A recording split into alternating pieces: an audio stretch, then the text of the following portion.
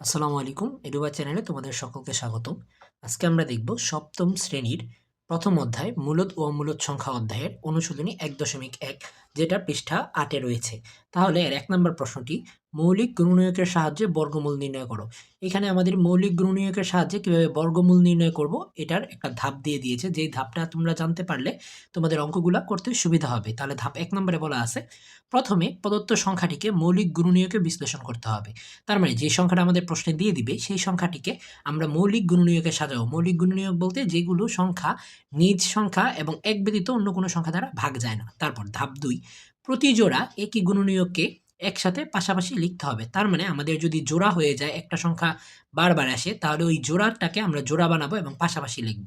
তারপর ধাপ ৩, প্রতি জোড়া এক জাতীয় গুণনীয়কের পরিবর্তে একটি গুণনীয়ক নিয়ে লিখতে হবে। প্রাপ্ত গুণনীয়কগুলোর ধারাবাহিক গুণফল হবে নির্ণয় বর্গমূল। তার মানে এখানে বলা হয়েছে যদি আমাদের জোড়া থাকে, ওই জোড়া থেকে শুধুমাত্র আমরা একটা নিতে পারবো। তারপর নেওয়ার ফলে আমাদের সর্বশেষ যারা থাকবে তাদেরকে নিয়ে গুণ করলে আমাদের হবে বর্গমূল। তাহলে আমরা অঙ্কগুলো কিভাবে করতে হবে আমরা এটা দেখে নিই। দেখো ক নম্বর প্রশ্নটা বলা আছে ১৬৯। তাহলে এটাকে আমাদের প্রথম নিয়ম হলো মৌলিক গুণনীয়কে সাজাতে হবে। তাহলে মৌলিক গুণনীয়ক মানে ১৩ দ্বারা যদি ১৩কে গুণ করো ১৬৯ হয়, এবং ১৩ হলো মৌলিক সংখ্যা, কারণ ১৩ তার নিজের ১৩ দ্বারা ভাগ যায় এবং এক ব্যতীত অন্য কোনো সংখ্যা দ্বারা ১৩কে ভাগ করা যায় না। তাহলে ১৩ গুণ ১৩, এখান থেকে আমি একটা সংখ্যা নিব, তাহলে আমাদের হয়ে গিয়েছে বর্গমূল।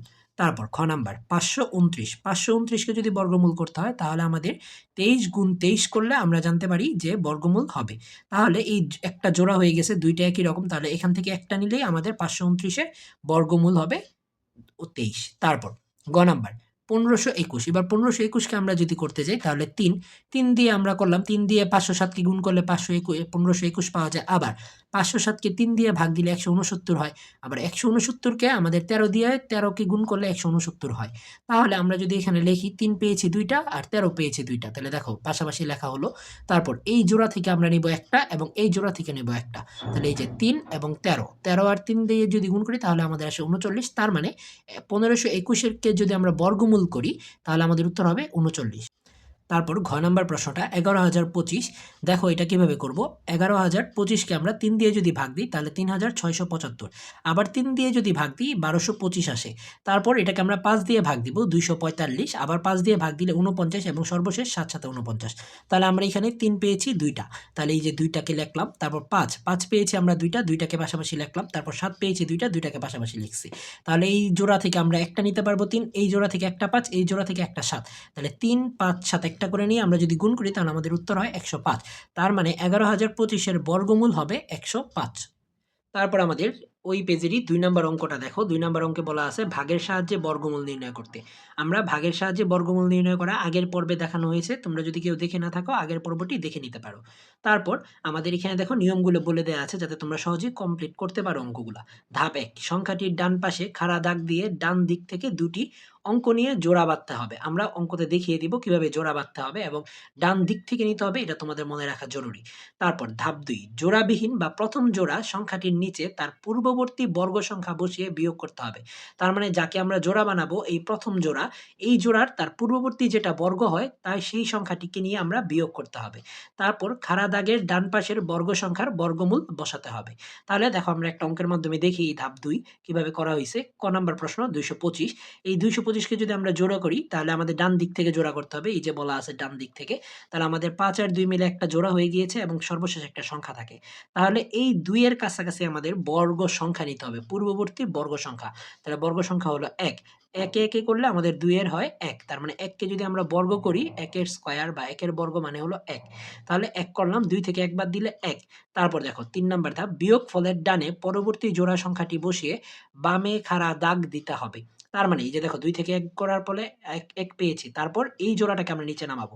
নামানোর পরে আমরা এই সাইডে একটি খাড়া দাগ দিব। তারপর ধাপ ৪, ভাগফল ঘরের সংখ্যার দ্বিগুণ। আমাদের এই যে ভাগফল সংখ্যা, প্রথম আমরা ১ বসিয়েছি, এই ভাগফল ঘরের সংখ্যার দ্বিগুণ বসাতে হবে। এখানে যেহেতু ১ আছে, ১ এর দ্বিগুণ মানে ২ একে ২, ২ বসালাম। দ্বিগুণ সংখ্যা খাড়া দাগের বাম পাশে একটি অঙ্ক বসানোর জায়গা রেখে বসাতে হবে। তার মানে এই যে ২ বসাবা, তারপরে একটি অঙ্ক যাতে বসানো যায় এরকম একটা জায়গা ফাঁকা রাখবে তোমরা। তারপর ধাপ ৫, এখন এমন একটি সংখ্যা খুঁজে বের করতে হবে যা প্রাপ্ত সংখ্যাটির ডান পাশে বসিয়ে ওই সংখ্যাটি দ্বারা গুণ করলে নিচের নামানো সংখ্যার সমান বা কম হয়। তার মানে ২ এর সাথে আমাদের এমন একটি সংখ্যা নিতে হবে যাকে বসানোর ফলে এবং এই পুরোটা সংখ্যাকে ওই সংখ্যা দ্বারা গুণ করলে এই ১২৫ এর কাছাকাছি বা তার সমান হবে। তার মানে দেখো ২ এর পাশে যেহেতু আমি ৫ বসিয়েছি এবং ৫ দিয়েই যদি আমি এটাকে গুণ করি, ৫ ৫ ২৫, হাতে আছে ২, ৫ দুগুণা ১০ আর ২ যোগ দিলে হয় ১২। এই যে দেখো ১২৫ পেয়ে যাচ্ছি। এই ১২৫ তার মানে কাছাকাছি এবং সমান। তাহলে ১২৫ থেকে ১২৫ বিয়োগ দিলে আমাদের আসতেছে ০। তার মানে আমাদের সর্বশেষ এই ২ এর পাশে ৫ বসানোর জন্য দেখো ধাপ ৬ টি বলে দিয়েছে। সংখ্যাটি ভাগফলের ডান পাশে বসালে প্রাপ্ত সংখ্যাটি হবে নির্ণয় বর্গমূল। তার মানে ২ এর পাশে যেহেতু আমি ৫ বসিয়েছি, তার মানে ১ এর পাশেও আমি, এটা হলো আমাদের মূল ভাগফল। এই ভাগফলের পাশেও ডান পাশেও আমি ৫ বসিয়ে দিব। তাহলে আমাদের উত্তর হয়ে যাবে ১৫। তার মানে ২২৫ এর বর্গমূল হলো ১৫। তারপর খ নাম্বার প্রশ্নটা দেখো। ৯৬১, ৯৬১ কে আমরা কি করব? সেম আগের মতই ডান দিক থেকে জোড়া করব। ৬ আর ১ মিলে একটা জোড়া হলো, এ বাকি রইল। তাহলে এর কাছাকাছি বা এর সমান হলো ৩। ৩ ৩কে ৯। কারণ ৩ কে যদি আমরা বর্গ করি, ৩ এর স্কয়ার হলো হয়ে যায় আমাদের ৯। তাহলে ৩ কে বর্গ করার ফলে ৯ পেলাম। ৯ থেকে ৯ বিয়োগ দিলে এখানে ০ আসে, এটাকে লেখার প্রয়োজন নেই। তাহলে আমরা ৬১ কে নামিয়ে দিলাম। তারপর এই প্রথম সংখ্যাটির আমরা দ্বিগুণ করব। ৩ এর দ্বিগুণ হলো আমাদের ৬। তারপর ৬ এর পাশে দেখা যাচ্ছে এই জায়গায় ৬১ রয়েছে, তার মানে ১ বসিয়ে দিলে ৬১ কে যদি আমরা ১ দ্বারা গুণ করি, ১ ১ ১, ৬ ১ ৬, তার মানে ৬১ হয়ে যায়। তাহলে আমাদের ৬১ থেকে ৬১ বিয়োগ দিলে ০ এবং ৬ এর পাশে যেহেতু ১ বসিয়েছি, ৩ এর পাশেও ১ বসাবো। তাহলে আমাদের মূল ভাগফল হয়ে গেল ৩১। তাহলে ৯৬১ এর বর্গমূল হলো আমাদের ৩১। তারপর গ নাম্বার প্রশ্ন। ৩৯৬৯, এটাকে আমরা জোড়া করি ডান দিক থেকে। এই যে ৬ ৯ মিলে একটি জোড়া আর ৩ ৯ মিলে একটি জোড়া। এই জোড়ার কাছাকাছি বর্গ সংখ্যা হলো আমাদের ৩৬। ৬ এর স্কয়ার ৩৬ আর ৭ এর স্কয়ার হয়ে যায় আমাদের ৪৯, যা আমাদের এই ৩৬ থেকে বেশি। একমাত্র ৬ এর স্কয়ারই হয়। তার মানে ৬ কে বর্গ করলে পাওয়া যায় ৩৬। ৩৯ থেকে ৩৬ বাদ দিলে আসে ৩। তারপর আমাদের এই জোড়াটাকে আমরা এই বরাবর বসিয়ে দিব। ৬ ৯ টাকে নামিয়ে দিব। তাহলে হয়ে গেল ৩৬৯। তারপর ৬ কে এই ৬ এর দ্বিগুণ বসাবো। ৬ এর দ্বিগুণ হলো ১২। তারপর ১২ এর সাথে ডান পাশে এমন একটি সংখ্যা বসাতে হবে যা এর কাছাকাছি বা সমান হবে। তাই ১২ এর সাথে যদি আমরা ৩ বসাই এবং এটাকে এই পুরাটাকে যদি আমরা ৩ দিয়ে গুণ করি, ১২ এর সাথে ৩ বসালাম এবং ৩ দিয়ে গুণ করাবো। মানে এখানে যে সংখ্যাটা বসাবো তাকেই আমাদের গুণ করতে হবে। তাই ৩ ৩কে হয়ে যাচ্ছে ৯, ৩ দুগুণা ৬, ৩ একে ৩। তাহলে ৩৬৯, ৩৬৯ থেকে ৩৬৯ বাদ দিলে আসে ০। তাহলে এটার ডান পাশে যেহেতু ৩ বসাইছি, এই ৬ এর ডান পাশেও আমাদের ৩ বসিয়ে দিতে হবে। তাহলে ৩৯৬৯ এর বর্গমূল হলো ৬৩। তারপর দেখো ২ এর সর্বশেষ মানে ঘ নাম্বার প্রশ্ন। ১০,৪০৪, এটা কিভাবে করব? আমাদের ০৪ মিলে একটি জোড়া ডান দিক থেকে, তারপর ০৪ মিলে একটি জোড়া এবং সর্বশেষ যেহেতু ১ থাকতেছে, এর কাছে কোনো সংখ্যা নেই, এজন্য এটা জোড়া হচ্ছে না। তাহলে আমরা ১ এর কাছাকাছি বর্গ সংখ্যা আছে ১, তাহলে আমরা ১ দিয়ে নিলাম, ১ ১ ১। তাহলে এই যে ০ চলে আসলো, তারপর আমাদের ০৪ আবার বসাবো। ১ এর দ্বিগুণ হলো ২ এবং ২ এর সাথে এমন একটি সংখ্যা ০ বসালেই আমাদের ০ হয়। কারণ ২ কে যদি আমরা আরো বেশি দিয়ে গুণ করি বা ২ এর পাশে যদি আমি ধরো ১ দিয়ে বসাই, ১ দিয়ে যদি আবার ১ দিয়ে গুণ করি, ১ ১ ১, ২ একে ২, এটা হয়ে যাচ্ছে ২১, যা ৪ থেকে বড়। তার মানে এর ছোট হতে হবে বা সমান হতে হবে। তার মানে ২ এর পাশে যদি আমি ০ বসাই এবং ০ দিয়ে যদি গুণ করি, ০ ০ ০ ২ ০ ০, তার মানে আমাদের কাছাকাছি আসে এবং এটার পাশে ০ বসানোর জন্য আমি ১ এর পাশেও ০ বসিয়ে দিব। তারপর এই জায়গায় আমাদের সর্বশেষ সংখ্যা হলো ১০। এবার ১০ এর দ্বিগুণ আমাদের এখানে বসাতে হবে।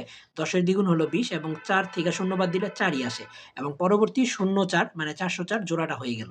তারপর আমাদের এই ২০ এর পাশাপাশি ২ বসালে আমাদের এই ২০ এর পাশাপাশি ডান পাশে ২ বসালাম এবং একে যদি ২ দিয়ে গুণ করি, ২ দুগুণা ৪, ২ ০ ০, ২ দুগুণা ৪, ৪০৪ এবং ৪০৪ থেকে যদি বিয়োগ দেই ৪০৪, তাহলে আসে আমাদের ০ এবং ২০ এর ডান পাশে যেহেতু ২ বসিয়েছি এবং ১০ এর ডান পাশেও ২ বসাতে হবে। তার মানে আমাদের মূল ভাগফলের উত্তর হয়ে গিয়েছে ১০২। তাহলে ১০,৪০৪ এর বর্গমূল ১০২। তারপর ৩ নাম্বার প্রশ্নটা দেখো। ৩ এ বলা আছে নিচের সংখ্যাগুলোকে কোন ক্ষুদ্রতম সংখ্যা দ্বারা গুণ করলে গুণফল পূর্ণবর্গ সংখ্যা হবে? তার মানে কোন একটা ক্ষুদ্রতম সংখ্যা দ্বারা আমাদের গুণ করতে হবে এবং যেই প্রশ্নগুলো দিয়ে দিয়েছে তাদেরকে গুণ করতে হবে যাতে গুণফলটি পূর্ণবর্গ হয়। তাহলে এটাকে আমি আগের বারের মতো ধাপ দিয়ে দিয়েছি, ধাপগুলো পড়ে নিই। সংখ্যাটিকে মৌলিক উৎপাদকে বিশ্লেষণ করতে হবে। তার আগে আমাদের সংখ্যাটিকে মৌলিক উৎপাদকে বিশ্লেষণ করতে হবে। আমি আবার মনে করিয়ে দিই, মৌলিক মানে হলো ওই সকল সংখ্যা যে সে তার নিজের সংখ্যা এবং এক ব্যতীত অন্য কোনো সংখ্যা দ্বারা ভাগ যাবে না।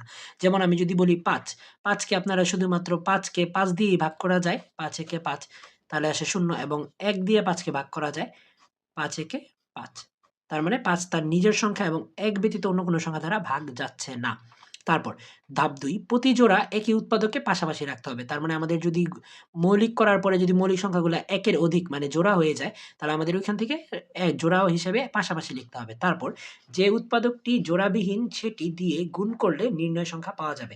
তার মানে যেটা জোড়াবিহীন থাকবে তাকে দিয়ে গুণ করলে আমাদের বর্গমূল যেই সংখ্যাটা পূর্ণ সংখ্যা, এই পূর্ণবর্গ সংখ্যা পাওয়া যাবে।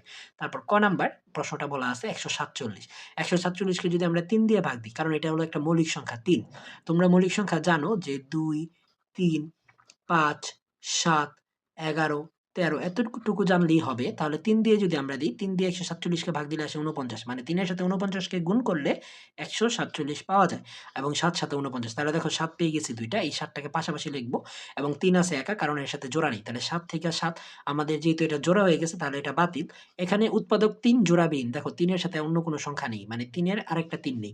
তাহলে ৩ যদি এক জোড়া থাকতো তাহলে সংখ্যাটি পূর্ণবর্গ হতো। সুতরাং ৩ দ্বারা গুণ করলে সংখ্যাটি পূর্ণবর্গ হবে। তার মানে ৩ দিয়ে যদি এটাকে গুণ করো, ৩ দিয়ে যদি গুণ করা হয় তাহলে আমাদের পূর্ণবর্গ সংখ্যা হবে। তারপর ৩ এর খ নাম্বার প্রশ্নটি দেখো, ৩৮৪ আমরা এটাকে মৌলিক উৎপাদকে আগে সাজাবো। ৩৮৪ কে ২ দিয়ে ভাগ দিয়ে ১৯২, ২ দিয়ে দিলে ৯৬, ২ দিয়ে দিলে ৪৮, ২ দিয়ে দিলে ২৪, ২ দিয়ে দিলে ১২, ২ দিয়ে দিলে ৬, ২ দিয়ে দিলে ৩ দুগুণা আমাদের আসতেছে ৬। তারপর ৩৮৪ কে আমরা যদি সাজাই, এখানে যতগুলা ২ পেয়েছি আমরা, এই ২ গুলাকে আমরা লিখব। তারপর এদেরকে একটা জোড়া বানাবো। এই যে এই ২ মিলে একটা জোড়া, এই ২ মিলে একটি জোড়া, এই ২ মিলে একটি জোড়া। তার মানে জোড়া ছাড়া আছে আমাদের এই ২ টা। তার মানে ৩ দুগুণা কি ৬। তাহলে ৬ হবে এই প্রশ্নটির উত্তর। তাহলে দেখো উৎপাদক ২ ও ৩ জোড়াবিহীন। ২ ও ৩ এক জোড়া করে থাকতো তাহলে সংখ্যাটি পূর্ণবর্গ হতো। সুতরাং ২ গুণ ৩ বা ৬ দ্বারা গুণ করলে সংখ্যাটি পূর্ণবর্গ হবে। তার মানে ক্ষুদ্রতম শুধু ৬ দ্বারা গুণ করলে এই সংখ্যাটি আমাদের পূর্ণবর্গ হবে। তারপর গ নাম্বার ১৪৭০। এই প্রশ্নটা আমরা কিভাবে সমাধান করব? আগের বারের মতোই আমরা মৌলিক উৎপাদকে সাজিয়ে নিব। তাহলে দেখো কিভাবে সাজাচ্ছি। ২ দিয়ে দিলে ৭৩৫, ৩ দিয়ে ৭৩৫ কে দিলে আসে ২৪৫, ৫ দিয়ে ২৪৫ কে ভাগ করলে আসে ৪৯, ৭ দিয়ে ৭ ৭ ৪৯। তাহলে আমাদের এই জায়গায় জোড়া আছে মাত্র ৭। তাহলে আমরা এটাকে জোড়ার সাথে লিখব এবং জোড়াটা বাতিল। তাহলে বাকি থাকে ২, ৩, ৫। ৩ দুগুণা ৬, ৫ ৬ ৩০। তাহলে ২, ৩ ও ৫ জোড়াবিহীন। ২, ৩ ও ৫ যদি এক জোড়া করে থাকতো তাহলে সংখ্যাটি পূর্ণবর্গ সংখ্যা হতো। তাহলে ২ গুণ ৩ গুণ ৫, তার মানে টোটাল ৩০ দ্বারা গুণ করলে সংখ্যাটি পূর্ণবর্গ সংখ্যা হবে। তার মানে এই প্রশ্নের উত্তর হলো আমাদের ৩০। তারপর ঘ নাম্বার সর্বশেষ প্রশ্ন ২৩৮০৫। এটাকে যদি আমরা করি, এটাকে আমাদের মৌলিক উৎপাদকে সাজাই। ৩ দিয়ে যদি ভাগ দেই ৭৯৩৫, আবার ৩ দিয়ে ভাগ দিলে ২৬৪৫, আবার ৫ দিয়ে ভাগ দিলে ৫২৯। তাই ৫২৯ আমরা জানি ২৩ এর বর্গ। তার মানে ২৩ ২৩ কে গুণ করলে ৫২৯ হয়ে যায়।